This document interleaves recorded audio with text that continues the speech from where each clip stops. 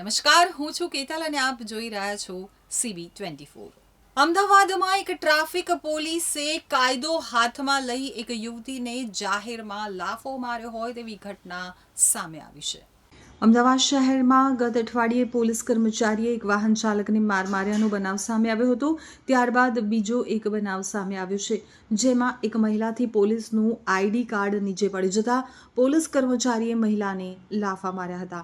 મહિલાને એટલી હદ સુધી લાફા માર્યા કે તેમના આંખ ઉપર લોહી નીકળવા લાગ્યું અને આ અંગે મહિલા જ્યારે પાલડી પોલીસ સ્ટેશનમાં ફરિયાદ કરવા પહોંચી ત્યારે પાલડી પોલીસ સ્ટેશનના PSI અને PIએ મહિલાને ધમકાવી અને ફરિયાદ લેવાની ના પાડી હતી। છતાં મહિલા મોડી રાત સુધી પોલીસ સ્ટેશનમાં બેઠી અને અરજી આપી હતી। મહિલાએ અરજી આપી છે તે મુજબ વાસણામાં રહેતી બંસરી ઠક્કર નામની મહિલા ગઈકાલે 6:30 વાગે 4 રસ્તા સિગ્નલ ક્રોસ કરતા તે દરમિયાન ટ્રાફિક પોલીસ કર્મચારીએ તેમને રોકી અને લાયસન્સ માંગ્યું હતું। બંસરીબેને લાયસન્સ આપ્યું હતું। બંસરીબેને સાઈડમાં ઊભા રહેવાની વિનંતી કરતા ટ્રાફિક પોલીસ કર્મચારી ઉશ્કેરાઈ ગયા હતા અને બંસરીબેન ઊંચા અવાજે વાત કરતા હતા, જેથી બંસરીબેનને પૂછ્યું કે તમે પોલીસ છો તો આવી રીતે કેમ વાત કરો છો, તમારું આઈડી બતાવો। ત્યારે પોલીસ કર્મીએ આઈડી આપ્યું, જે જોઈ અને બંસરીબેને પરત આપી રહ્યા હતા ત્યારે આઈડી નીચે પડી ગયું હતું।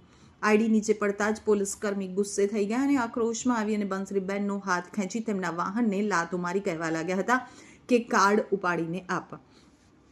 તો પોલીસ કર્મચારીએ અસભ્ય વર્તન કરી અસભ્ય ભાષાનો ઉપયોગ કર્યો હતો। એટલું જ નહીં, પોલીસ કર્મચારીએ બંસરીબેનને સતત લાફા માર્યા હતા, જેનાથી આંખો ઉપર લોહી નીકળવા લાગ્યું હતું।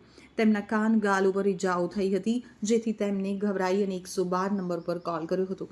ત્યારબાદ તેઓ ફરિયાદ કરવા માટે પાલડી પોલીસ સ્ટેશન ગયા હતા।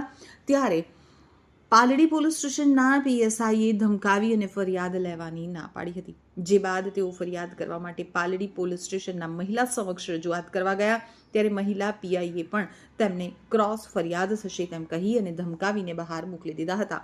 બંસરીબેન રાત્રે 11:50 વાગે પોલીસ સ્ટેશનમાં લેખિતમાં અરજી આપી હતી।